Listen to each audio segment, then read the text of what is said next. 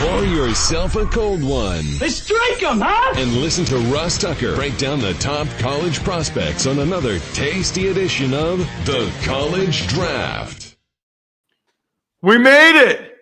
It's here. It's Daddy Soda time, and we've got real, actual college football games this Saturday that count and everything. It is the College Draft Podcast. 3 podcasts in one, presented by DraftKings, of course, America's #1 rated sportsbook app. And we will get into our picks against the spread momentarily. By we, I really mean he. Emory Hunt, the master of all he oversees at footballgameplan.com. The guy goes to every game there is. He must have like that old Star Trek thing. Just beam me over, Scotty. Beam me up to each game he goes to. He's at F-Ball Game Plan on Twitter, Football Game Plan on YouTube. He lives on CBS Sports HQ. He's always available, footballgameplan.com/2022 draft guide if you want to get in early on what I think is the best draft guide in the business, which also makes him the best guy to talk about preseason football in the business, because he knows all the guys. Emory, we're here though, man. Like, we have actual games, college football games, that will be going on Saturday to talk about on today's show. I'm excited about it because it's across the board too. You have FBS games, some FCS games, and it's technically it's week 0, but it's the start of what should be a normal 2021 season, knock on wood. I mentioned this earlier. I'll expound upon it a little bit. We're going to talk about the biggest college football games every week and throw a sleeper or two in there. So we're a college football podcast. We're going to tell you about the best prospects, the best NFL prospects in those games. So we're an NFL draft prospect. And then Emory's going to make his pick against the spread. So we are a college football betting podcast. 3 podcasts for the price of 1. And that price, by the way, as many of you know, is free. Like, totally free, which is amazing. Love those of you that check us out via social media. I'm at Ross Tucker NFL, Twitter, Instagram, Facebook. We are at Ross Tucker Pod. And I guess before we dive into these games, and the first one's going to be 1 o'clock on Saturday, Nebraska and Illinois, which is a sneaky important game for both those teams, especially Nebraska. They cannot lose to Illinois in Brett Bielema's first game. I did want to get your thoughts, Emory, on week 0. You know, it's interesting that we're starting week 0 as opposed to just calling it week 1. And usually week 0 was supposed to be that spotlight game. I don't think we had Nebraska and Illinois in mind when you're talking about designing a week 0, but here we are. I just wish we put more games in week 0. And honestly, if we're going to expand the playoffs, let's utilize week 0 as quote unquote week 1, cut the regular season to 10 games, and let's go play more playoff games. Yeah, I mean, I guess the idea is let's whet the appetite a little bit. I mean, it's great for these teams: Nebraska, Illinois, UConn, Fresno State, Hawaii, UCLA, UTEP, New Mexico State. Kind of interesting. The games are 1 o'clock, 2 o'clock, 3:30. Maybe there aren't more at night, Emory, because I think there's a bunch of NFL preseason games at night. So they probably thought, yeah, we don't want to mess with that. Right. You're competing against the NFL no matter what level it is, preseason, wild card weekend, regular season. People will watch the NFL. As much as people talk bad about the preseason, they are watching, and that's something you definitely don't want to compete with. Yeah, by the way, the NFL DraftKings, they now have this deal, $200 in free bets when you place a $1 bet on any week 1 NFL games. They already have the week 1 lines up, and you can go ahead and get $200 in free bets. I'm sure they still have that for college as well. Just use the promo code ROSS to get your free $200 in free bets on the DK DraftKings Sportsbook app. All right, let's dive into it, Emory. And we will start with Nebraska and Illinois. Nebraska is a 7 6-point favorite in this game. But talk to me first about some of the guys we need to keep an eye on. Yeah, you talk about Samori Toure. We talked about him before. When you talk about someone that transferred from Montana, he was their big time playmaker, and I think he's going to be an instant playmaker for Nebraska, taking over for Wandale Robinson, who transferred out and went to Kentucky. So you think about someone like Toure, who was dominant at the FCS level, and now is going to be expected to be a big time player for Nebraska. I think he's going to be good for Adrian Martinez to really get their passing game going. And you talk about Daniels on the defensive line. Damian Daniels. He's a big dude. I just want to see him utilize his hands better because he's tough to move off the spot. He's a big, girthy guy, and he gets good ball get off, but he doesn't always bring his hands with him, and you want to see him get better in that regard because if he does, he'll be even more disruptive than he was toward the back end of last season. So I forget, where'd Toure come from? University of Montana. That's right. And dude, that's bad for Nebraska. They lost Wandale Robinson. Yeah, that was a huge get for them to get him. He is a talented guy. I thought he'd be like their Rondell Moore. I mean, McCaffrey's transferred out. I must tell you, I thought the Scott Frost era would go better at Nebraska than it has so far. I really did, man, especially since he was known for the recruiting and developing and made UCF into that powerhouse. Then he goes out to Nebraska. It was tailor-made for him to get back to the developing that we used to know Nebraska to be about in their heyday, and it just hasn't transpired. People are leaving Nebraska, and that's something that you never saw from that program in its heyday or even when they were going up and down with Bill Callahan. It's a really good point. Really good point. All right, what about Illinois? Who are we watching on the other side for the Illini?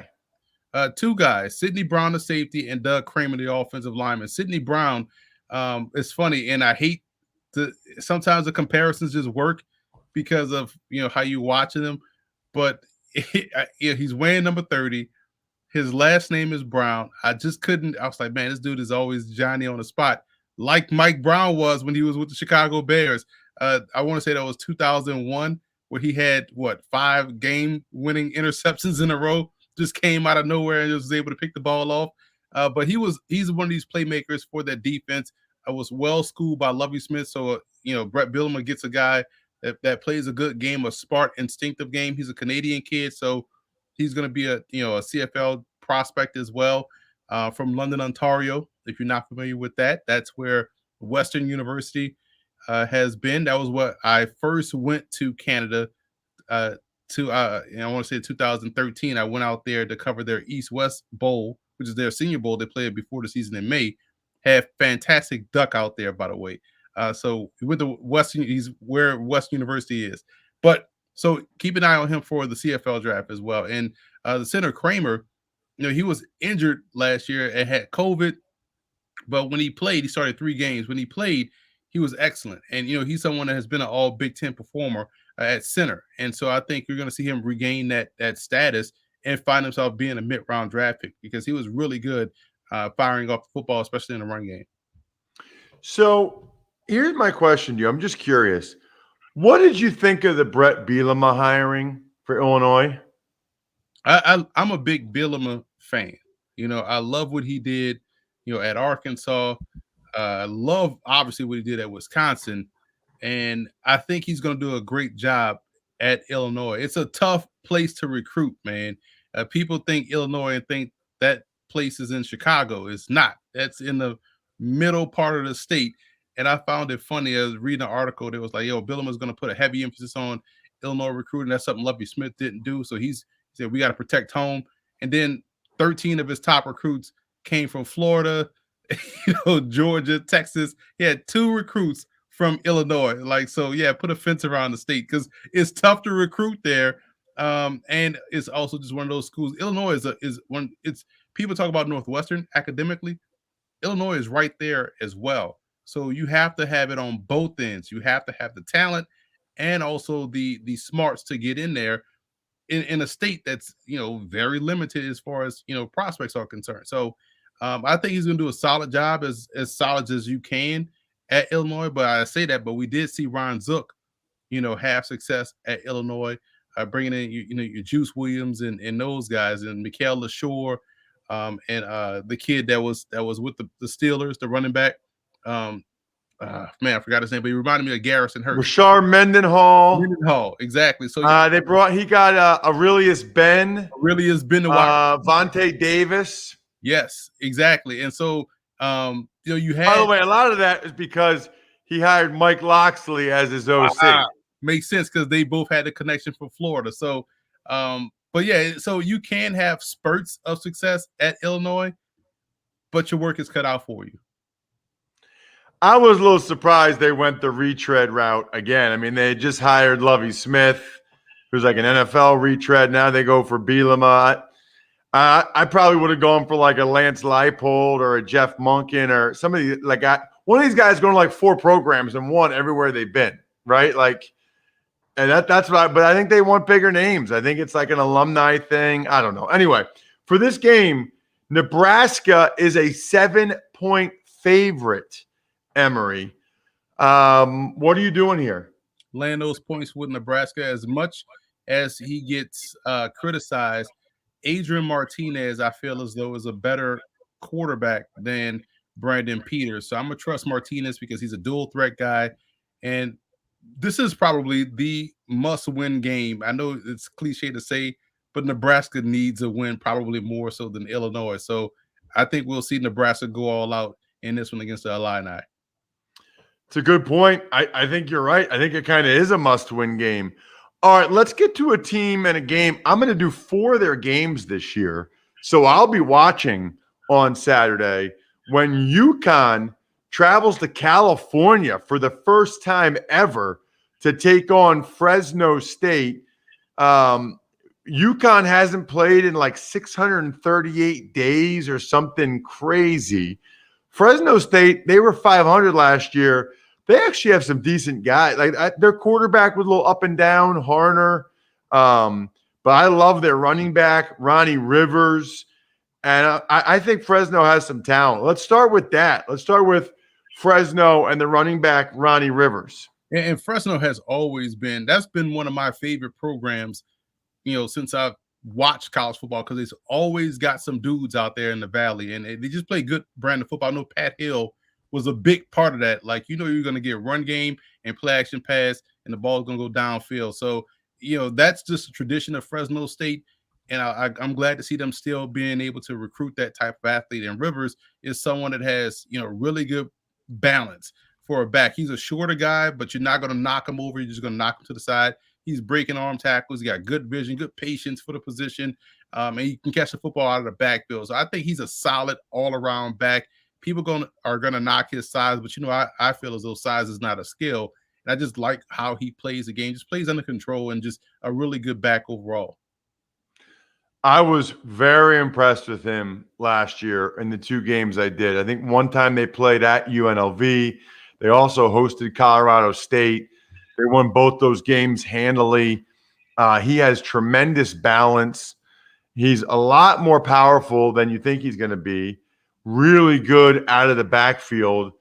I didn't know he had another year. I mean, is he a guy? I have to look it up if he's a guy that's taking advantage of that extra year of eligibility. I think he wants to break all of his dad's records. His dad has like all the Fresno State rushing records, and obviously they only played 6 games last year because of COVID. I think Ronnie wanted to go back so for the rest of his life he could say to his dad he got all his records. Smart man. I am here for that level of petty. And yeah, he was a senior last year. He's one of those guys that I had a grade on last year, and then he decided to go back, so I just moved him over to 2022. So yeah, he's definitely taking advantage of that extra year. Okay, what about UConn they got a D lineman that caught your eye in Travis Jones? Now you talk about, Damian Daniels of Nebraska not using his hands well. Travis Jones uses his hands very well and gets off blocks and is very good at the point of attack. So you see him constantly in on run stops, doing a good job of just collapsing the pocket. I think he's a better run defender than he is a pass rusher. But man, when we talk about someone that can initiate contact, withhold himself at the line of scrimmage, and then get off the block and make a play, you like that about a defensive tackle, especially coming from a program where, there's not that many, dynamic playmakers, but it starts up front, and Jones is a real good one. I'm really looking forward to watching UConn. The one thing I remember asking Randy Edsall this. They developed a lot of guys in his first stint at UConn. I mean, the William Beatties, and they had one year where they had like 4 guys go round 1 or round 2 from UConn. Yep. Donald Brown, Darius Butler, a D end whose name escapes me right now.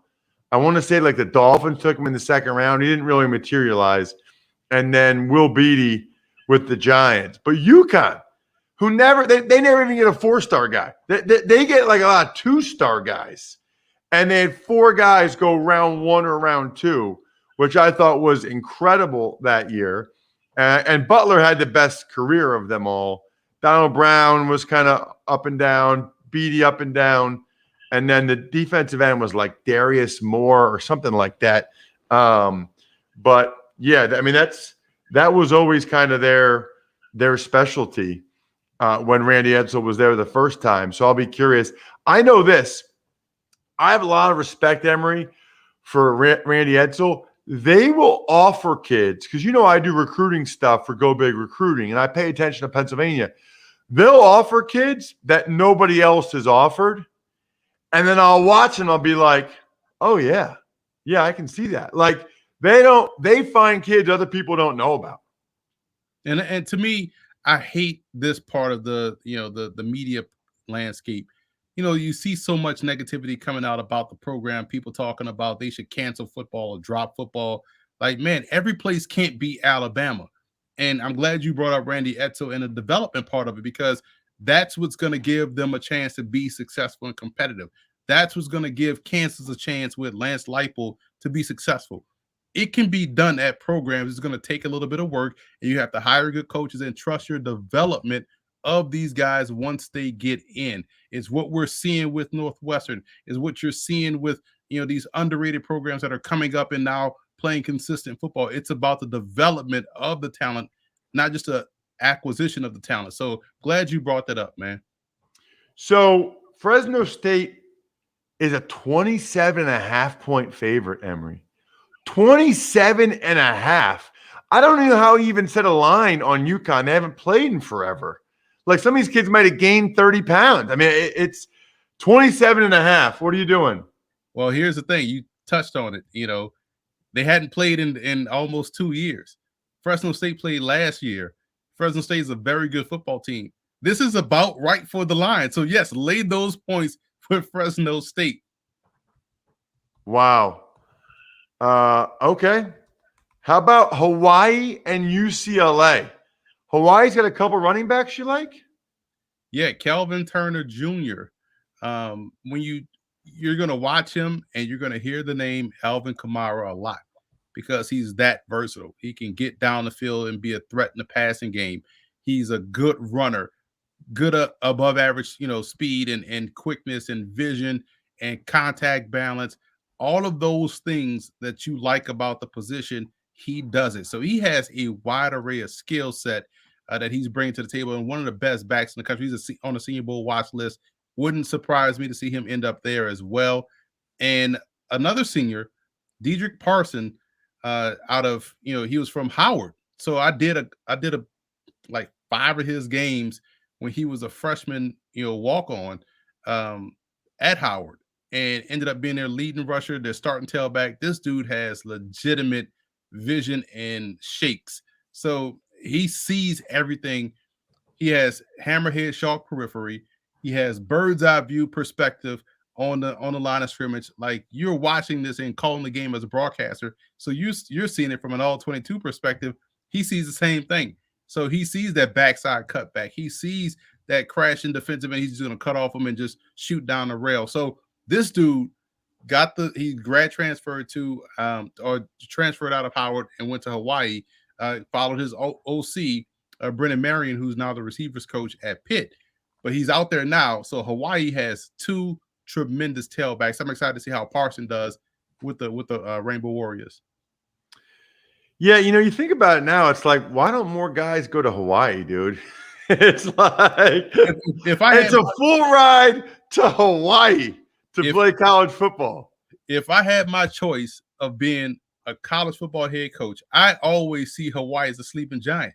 Think about what you have out there. You have unlimited access to offensive linemen and defensive linemen. I don't understand why Hawaii doesn't lead the country in rushing every year. We'll go out there and, with 9 O linemen, a quarterback, and a big tailback that's like 6 feet, 245, and we about to dominate up front. Nothing but power and gap all day. So you're right. Plus, you're at the beach. So all you need is like 5 skill players.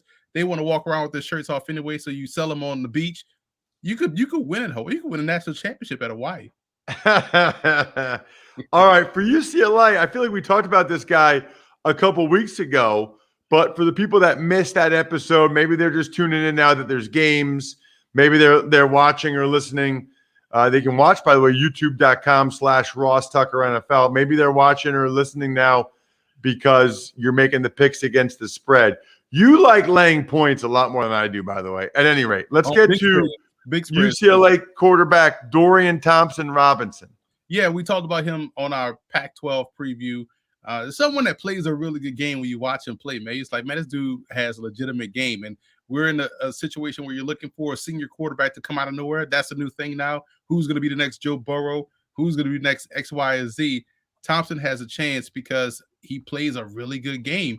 He just has to minimize those bouts of inconsistency where you're like, yo, what was that?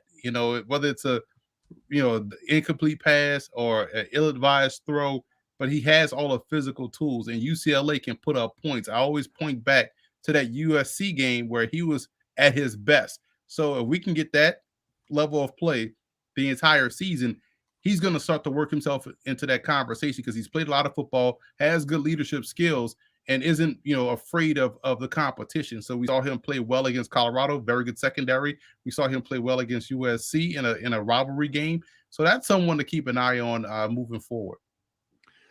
I feel like he's been starting a quarterback for Chip Kelly and UCLA for 4 or 5 years now. I mean, he's been there a long time. Absolutely, and that's the whole part of it. You kind of want someone that has played a lot, seen a lot, and has done a lot, and he's been productive. He has also gotten better every year, so his trajectory is going in the right direction. So UCLA is favored by 17. The game is at UCLA. So Hawaii's taking the flight. You laying the points again? Hawaii is tricky, man. This is one of these teams where you just like, which Hawaii team will show up. But defensively, I'm not there yet on Hawaii. So UCLA, I feel comfortable. Experience at quarterback, very good passing game. You're going to like this, Ross. Laying the points with UCLA.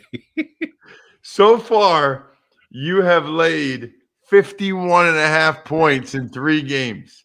17, 27.5, and 7. All right, last but not least, we got UTEP and New Mexico State. Who are we watching on UTEP? Walter Neal Jr., the cornerback. He transferred from Kansas State. He's also a Senior Bowl watch list guy. Very active corner. He's someone that you call like a gnat back there. He just flies around the football, but despite being 175 pounds, he's definitely not afraid to tackle. You're going to get that from a Kansas State defensive back. You see AJ Parker is with the Lions as an undrafted rookie free agent, and he's playing really well. He may even make the team. So you're getting a lot of toughness from that position, and they need stars out there on defense for UTEP. I thought UTEP could have flirted with a winning season last year, but their defense failed them. They were in a lot of games and just couldn't close them out. So I think they're going in the right direction, and getting a guy like Neal Jr. Is definitely a step toward that goal. I cannot wait to watch these games next week and see or on Saturday and see. It makes it so much more interesting because some of these games are like projected blowouts. Right. with you laying the points like this. You're making me pull my hair out. It's a good thing 2 out of 3 men who experienced some form of hair loss by the time they're 35 have a solution that I've been taking for years, which is why my hair looks so good on the show or on the Eagles preseason games. It's called Keeps. It's a simple, stress-free way to keep your hair.